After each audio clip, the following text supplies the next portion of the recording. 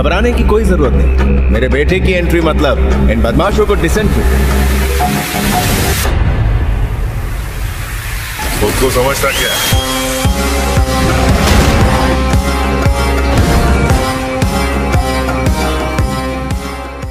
Syndicate का नया ruler, क्या होगी भंवर सिंह की चाल, क्या बदल जाएगा सिंडिकेट का रूलर। हेलो दोस्तों, मैं नितिन आपका स्वागत करता हूं पॉलीग्रैड स्टूडियोज में। दोस्तों, आपने अब तक देखा कि कैसे शेखावत सिंह ने श्री वीनू बालाकृष्णन के साथ हाथ मिलाकर पुष्पा के खिलाफ प्लानिंग करने की कोशिश की। अब आगे सभी और एमपी सिद्धप्पा नायडू के इलेक्शन और पोस्टर की तैयारी बड़ी जोरों शोरों से चल रही है। सिद्धप्पा नायडू ने सिंडिकेट के सभी मेंबर्स की मीटिंग रखी, जिसमें सभी नायडू से मानो मुंह फुलाए बैठे हैं। तभी पुष्पा की एंट्री होती है। पुष्पा की एंट्री लेते ही नायडू खुश हो जाता है। पुष्पा भी नायडू को इलेक्शन को अभी से ही जीतने की बधाई देने लगता है, पर सिंडिकेट के बाकी सभी मेंबर्स मानो जल भून रहे हैं। सिद्धप्पा नायडू बताता है कि अभी 1 महीने तक उन्हें अपने लाल चंदन का धंधा बंद रखना होगा, क्योंकि अभी इलेक्शन टाइम है। जिस पर सिंडिकेट के कुछ मेंबर्स भड़क जाते हैं और कहते हैं कि तुम्हारे इलेक्शन के लिए हम अपना धंधा क्यों बंद करें, इसी सिंडिकेट के पैसों से तुम एमएलए खरीदते हो। जिस पर पुष्पा कहता है, तुम लोग ये बड़ी बड़ी बात करते हो, पर बिना सिद्धप्पा नायडू के हमारा ये सिंडिकेट भी नहीं चल सकता। सिद्धप्पा नायडू एमएलए खरीदता है और पावर में ही तभी हमारी चंदन की लकड़ियां बॉर्डर क्रॉस कर पाती हैं, पुलिस की रेड से बच जाती हैं, और तुम सब ऐसा बेवकूफों की माफिक बात कर रहे हो। सिद्धप्पा नायडू बताता है कि इलेक्शन ड्यूटी के टाइम उसे सिंडिकेट और उससे जुड़े कोई भी मैटर में इन्वॉल्व नहीं होना है।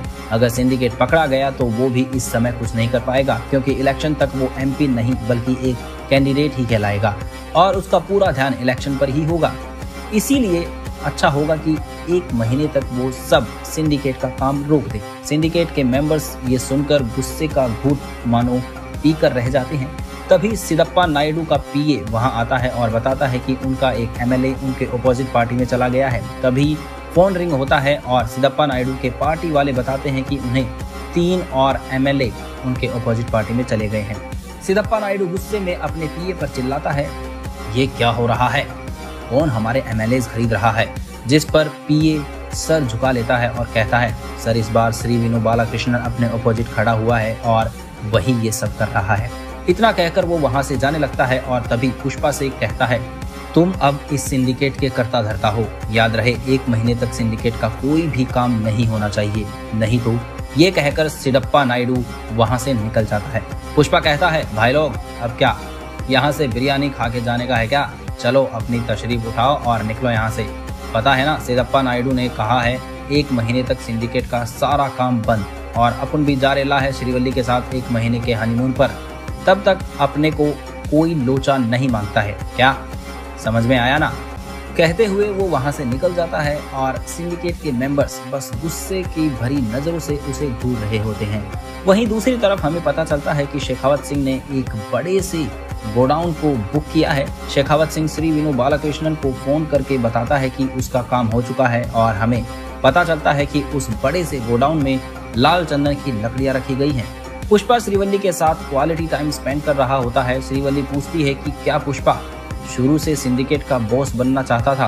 पुष्पा बताता है कि पुष्पा जहां भी रहता है बॉस बनकर ही रहता है, चाहे वो सिंडिकेट हो या फिर कोई और चीज। पुष्पा कभी किसी के सामने झुकता नहीं। श्रीवल्ली बताती है कि वो और पुष्पा की माँ को पूजा करने गए थे। वहाँ मंदिर में उन्होंने पूजा के समय पुष्पा के पिता के नाम रखा। तभी वहाँ मुलटी मोहन ने आकर पंडित जी से कहा कि पुष्पा उनका सगा भाई नहीं और नाजायज खून है, इसीलिए वो ये पूजा करके खुद पर पाप ना चढ़वाएं। ये सुनकर पुष्पा कहता है, तू मुझे अब ये बात बता रही है? मैंने और मेरी माँ ने उनके कारण क्या कुछ नहीं झेला, और अभी भी वो बाज नहीं आ रहे हैं। उन्हें पुष्पा का पावर दिखाना ही पड़ेगा। तो चिंता मत कर, आज के बाद से मुलटी मोहन या उसके घर का कोई भी सदस्य तुझे कुछ सुनाने लायक ही नहीं बचेगा। ये कहकर पुष्पा गुस्से के मारे वहां से जाने लगता है, पर श्रीवल्ली उसे रोक लेती है। पुष्पा, मुझे पता है कि मुलटी मोहन ने तेरे साथ बहुत अन्याय किया है और माँ के साथ भी, पर उन्हें नुकसान पहुंचाने से पहले ये भी सोच कि माँ को कैसा लगेगा। क्या माँ इस बात से खुश होंगी? वो भी आखिर तुम्हारा ही खून है। पुष्पा कहता है, ए मेरे को ये ज्ञान मत झेड़, वो सब लातों के भूत हैं और उन्हें वैसे ही समझ आएगा। मेरी माँ ने उनके सामने कितने हाथ जोड़े, कितनी विनती की, पर उन्होंने कभी मेरी माँ की तरफ दया नहीं दिखाई। उल्टा उन्होंने मुझे और मेरी माँ की जिंदगी बर्बाद करनी चाहिए। तू देख अब वो कैसे हमारे सामने नाक रगड़ेंगे।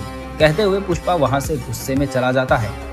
क्या होगा पुष्पा का अगला कदम और क्या सिद्धप्पा नायडू की छिन जाएगी कुर्सी? जानने के लिए देखते रहिए बॉलीवुड स्टूडियोज। धन्यवाद।